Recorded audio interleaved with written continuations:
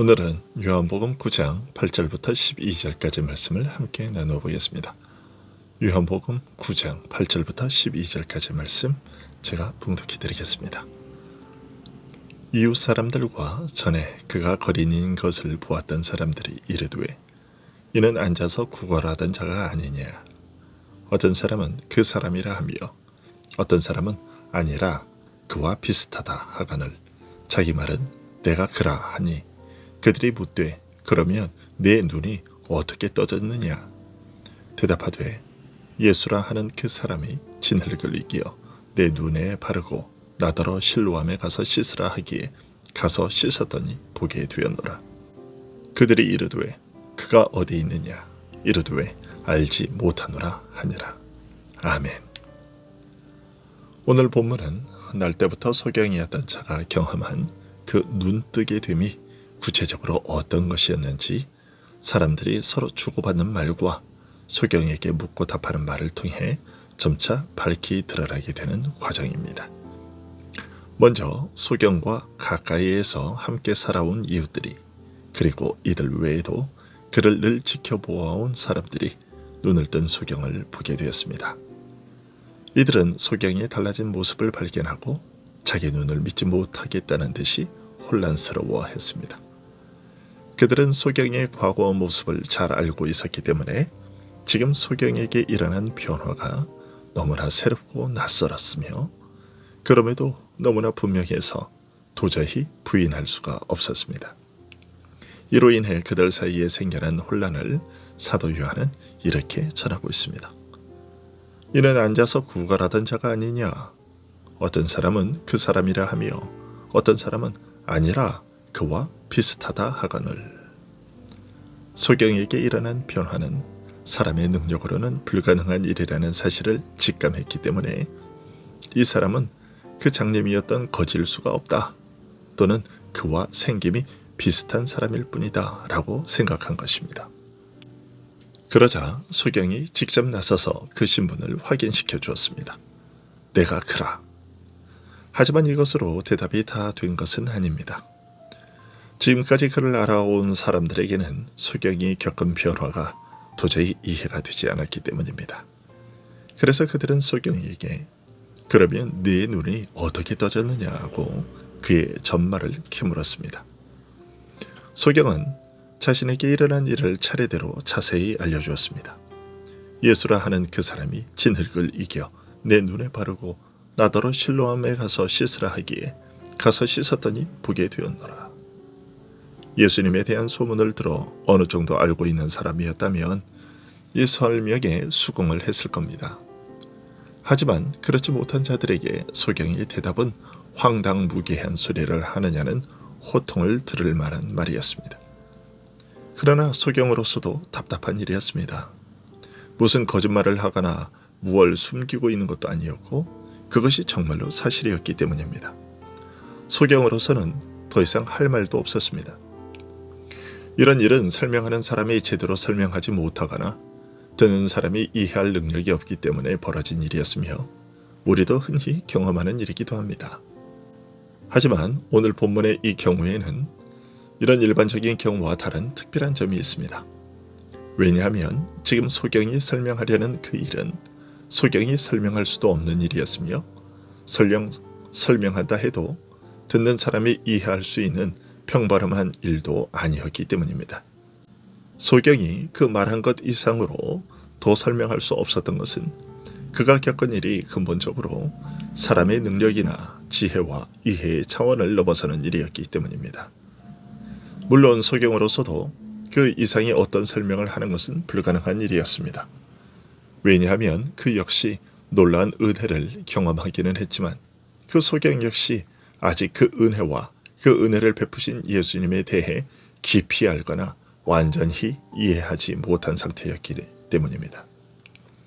혹시나 소경이 이런 사실에 대해 알고서 설명했다 하더라도 예수님의 가르침을 듣고서도 이해하지 못하던 사람들이었기에 소경의 말을 듣고도 이해하지 못했을 겁니다.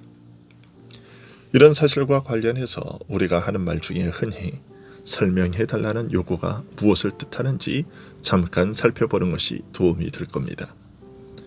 그 말은 가르치는 사람이 배우는 사람에게 제대로 이해하고 있는지 확인하기 위해 흔히 하는 말입니다. 또 반대로 배우는 사람이 제대로 이해할 수 없어서 가르치는 사람에게 설명해 달라고 하기도 하는 말이죠. 아니면 무언가 숨겨두고 거짓말로 둘러대는 느낌이 들 때 정직하게 말하라는 뜻으로 똑바로 설명하라고 요구하기도 합니다. 이처럼 설명해 달라는 말은 다양한 경우에 사용되는 말인데, 그러나 그 경우가 어떠하든지 간에 예외 없이 나의 지식과 이해 수준에 맞추어 달라는 요구가 들어 있습니다. 그래서 설명하는 자가 최대한 친절하고 자세하고 천천히 설명해 주어도 설명을 해달라고 요구한 사람의 수준이 그 설명을 도저히 이해하지 못하는 경우가 있는데, 그런 경우에는 설명해 주는 사람이 틀렸다거나 거짓말하는 것이라고 우겨대는 일이 없지 않습니다. 예수님과 바리새인들의 경우가 바로 그랬습니다. 예수님께서 많은 표적을 보여주시면서 자신의 신분을 증명해 주었어도 그들은 깨닫지 못하고 계속 더 확실한 표적을 보이라고 요구했습니다. 이런 일은 우리에게도 낯설거나 드물지 않습니다. 하나님에 대해 말하면 보이지도 않는 하나님을 어떻게 믿으라는 말이냐, 내가 알아들을 수 있게, 내가 수긍할 수 있게 설명해 달라고 말하는 사람들이 있습니다. 그래서 열과 성을 다해 설명해 주었는데 그 말을 듣고서는 설명한 나더러 거짓말을 한다거나 말도 안 되는 소리를 한다거나 무식하고 어리석다고 말하는 사람들이 더러 있습니다. 그럴 때 우리는 참으로 답답한 마음을 금할 길이 없습니다. 그래서 겉으로 말은 안 하지만 속으로는 그래, 당신의 그 머리로 어떻게 부활하신 하나님을 이해할 수 있겠는가? 내가 당신에게 설명한 일들은 인간의 이성으로는 도저히 납득할 수 없는 일인데 당신은 계속해서 얕은 인간의 이성으로만 판단하니 어떻게 받아들일 수 있겠는가 하고 말합니다. 오늘 본문에 등장하는 소경의 이웃들도 그런 것이었습니다. 비록 자신이 직접 경험한 것이기는 했지만 소경 자신도 아직 제대로 이해하지 못한 일이었고, 그로서도 설명한다는 것이 근본적으로는 불가능한 신비로운 하나님의 일이었습니다. 그런데 하물며 듣는 이웃 사람들은 더욱 이해할 수 없는 일이었던 것이고, 설령 예수님께서 직접 설명해 주신다 해도 사람의 머리로는 이해하지 못할 일이었던 것입니다. 상황이 이러하니 소경의 설명을 들었어도 이웃 사람들은 답답하기 그지없었습니다. 그래서 소경에게 만족스러운 답을 듣기를 포기하고 이 일을 행했다고 하는 예수님께 직접 설명을 듣고자 그가 어디 있느냐고 물었습니다. 그런데 소경의 대답이 가관이었습니다. 알지 못하노라. 대답과 설명을 들으려고 사람들이 물었지만 소경은 무언가 제대로 아는 것이 하나도 없었습니다. 그러나 소경으로서도 이렇게 대답할 수밖에 없었습니다.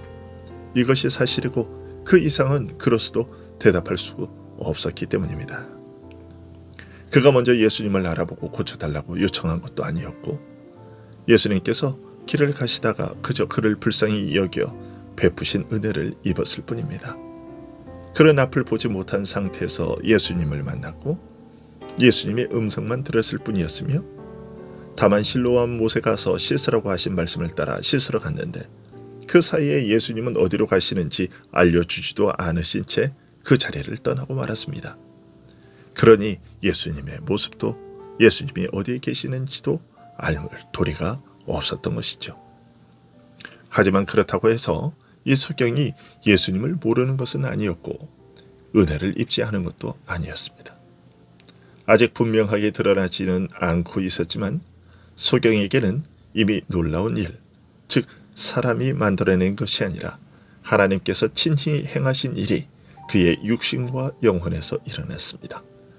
그리고 그로 인한 변화는 누구의 눈에도 드러나 보일 만큼 뚜렷했습니다. 이것이 예수님을 믿었을 때 우리에게서 보여지는 모습이기도 합니다.